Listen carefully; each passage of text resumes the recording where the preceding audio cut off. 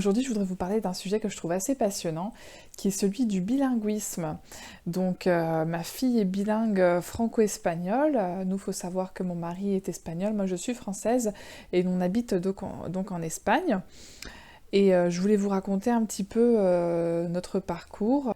Alors c'est quelque chose dont je suis assez fière, donc que notre fille soit bilingue, même si vous verrez, je vous expliquerai dans la deuxième partie de la vidéo que c'est pas parfait, et je vous dirai aussi pourquoi en fait je cherche pas à la pousser à avoir un bilinguisme à 100%. Parce que je me suis rendu compte de certaines choses et du coup ça peut même être contre-productif. Je vais vous expliquer en fait comment j'ai fait pour réussir à ce que ma fille donc s'exprime de manière fluide tant en espagnol qu'en français, en vivant donc en Espagne. Alors je lui parle français presque de manière exclusive depuis le plus jeune âge, donc depuis sa naissance. Bon, c'est pas tout à fait vrai, parce que c'est vrai qu'au début, quand elle est née, disons les 6 premiers mois, je lui parlais pas mal en espagnol. Et à un moment donné, je me suis rendu compte que je faisais ça, et je me suis dit, oh là là, zut, si je continue à lui parler comme ça en espagnol, elle va pas apprendre ma langue. Donc du coup, je me suis un petit peu obligée moi-même à lui parler qu'en français, donc ça m'arrivait même de parler en espagnol et de me reprendre et lui parler derrière en français, même si elle était petite, hein, elle parlait pas encore, mais c'était vraiment important pour moi qu'elle soit baignée dans le français. Donc moi, je lui parle presque exclusivement en français, et mon mari lui parle presque exclusivement en espagnol, mais on n'est pas non plus trop strict là-dessus. Mon mari, il y a des moments où il va lui parler aussi en français, surtout à la maison, parce que du coup, moi, vu que je vais lui parler français, donc il va nous entendre, il va vouloir participer à la conversation, donc il va se glisser dans la conversation en français, par exemple, ou même de lui-même va lui parler en français, parce que lui aussi a vécu en France, il parle cette langue. Et moi, donc je lui parle français presque tout le temps, sauf dans des situations où on est avec d'autres Espagnols et que je veux du coup sociabiliser avec eux.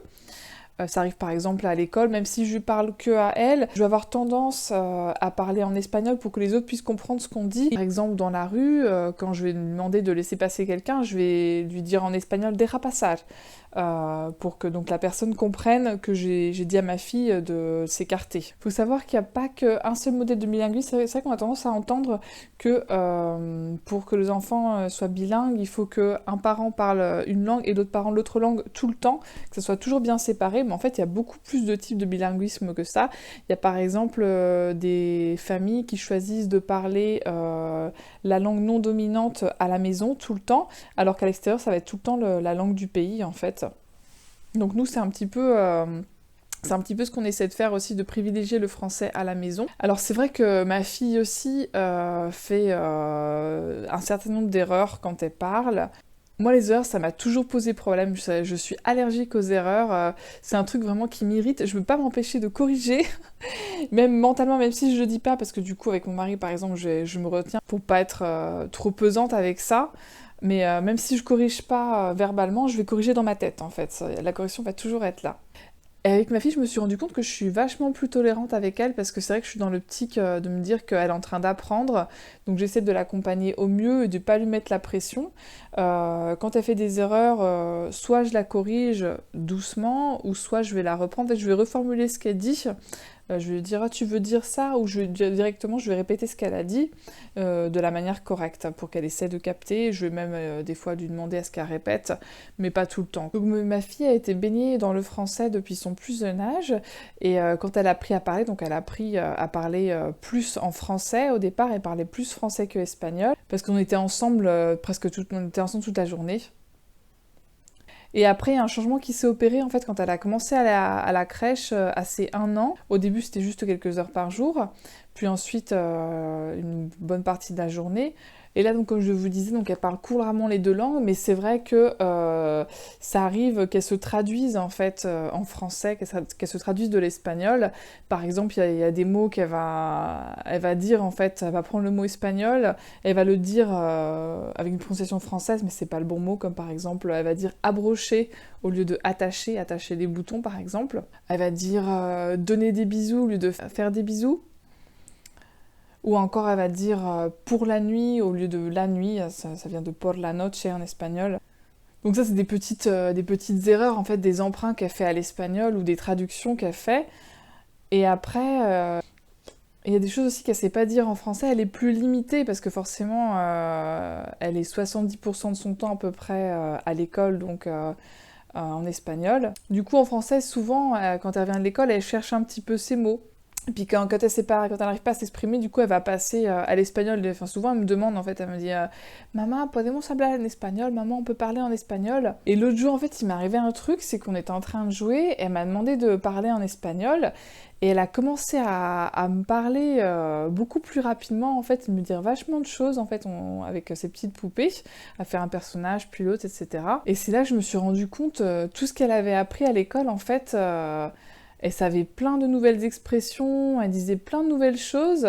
Par exemple, elle m'a dit, elle disait à des petites poupées, ah c'est de ta faute, c'est de ta faute. Alors ça, j'avais jamais entendu dire ça. Et c'est là que je me suis rendu compte en fait qu'elle s'exprimait pas autant en français qu'en espagnol et que je loupais des choses, qu'elle me racontait pas autant de choses en français qu'en espagnol. Et c'est vrai que sa grand-mère espagnole donc me dit souvent qu'elle lui raconte des trucs en sortant de l'école. Enfin, elle va me raconter des choses qu'elle lui a dit. Et moi, je sais que je suis un petit peu déçue parce que moi, ma fille me raconte pas énormément de choses quand elle sort de l'école. Je lui pose des questions, donc toujours en français. Comment ça s'est passé? Qu'est-ce qui t'a plu de ta journée? Quel était ton moment préféré? Ou est-ce que tu t'es sentie contente ou triste ou en colère? Enfin, j'essaie un petit peu de l'interroger comme ça, mais je n'obtiens pas trop de réponses toujours.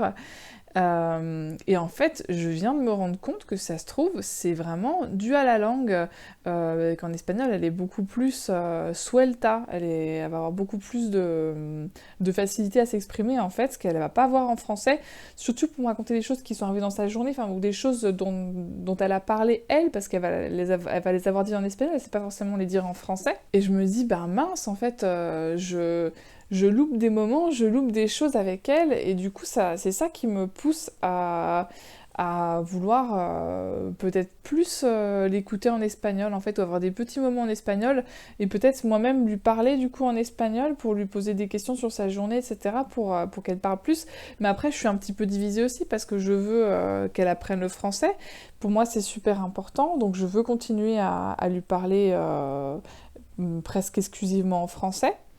Après, je suis toujours ouverte. Si elle veut me parler en espagnol, forcément, la porte est ouverte. Ce que je fais faire, c'est que je vais lui dire dis, mais je vais lui répondre en espagnol pour qu'elle me parle. Mais moi, je vais souvent revenir au français, en fait. Mais je lui dis, mais toi, tu peux parler en espagnol et moi, je parle en français. Mais quand elle m'entend parler en français, souvent, elle reprend le français aussi.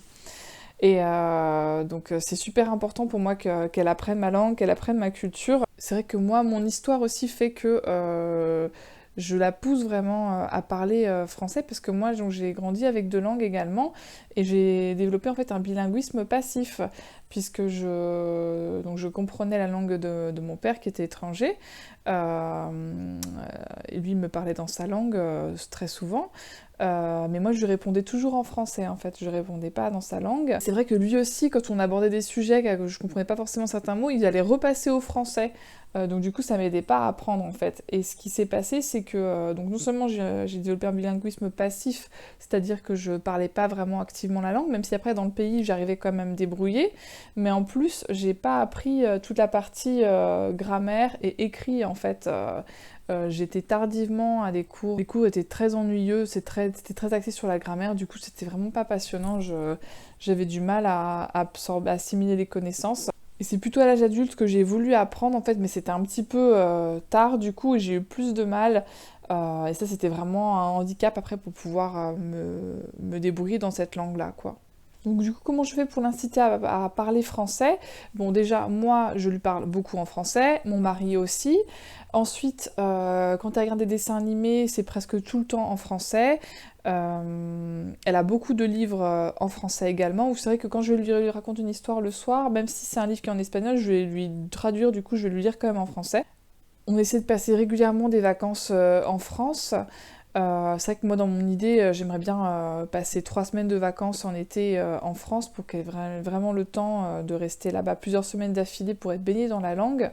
Et puis j'aimerais bien aussi qu'elle prenne des cours de français ou lui faire des cours de français à la maison quand elle sera un petit peu plus grande, quand elle apprendra à lire et à écrire.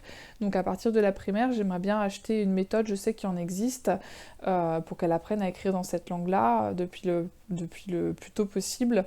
Parce qu'en plus le français est une langue assez difficile à l'écrit, donc je voudrais vraiment qu'elle apprenne ça progressivement pour savoir se débrouiller tant à l'oral qu'à l'écrit, quoi.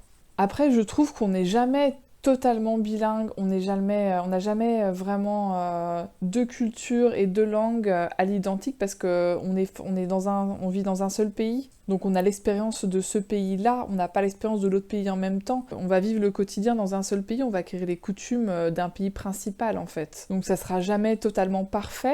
Mais j'aimerais bien arriver à un certain équilibre. Des fois, j'ai peur qu'elle ne veuille pas parler ma langue, qu'elle apprenne pas bien ma langue.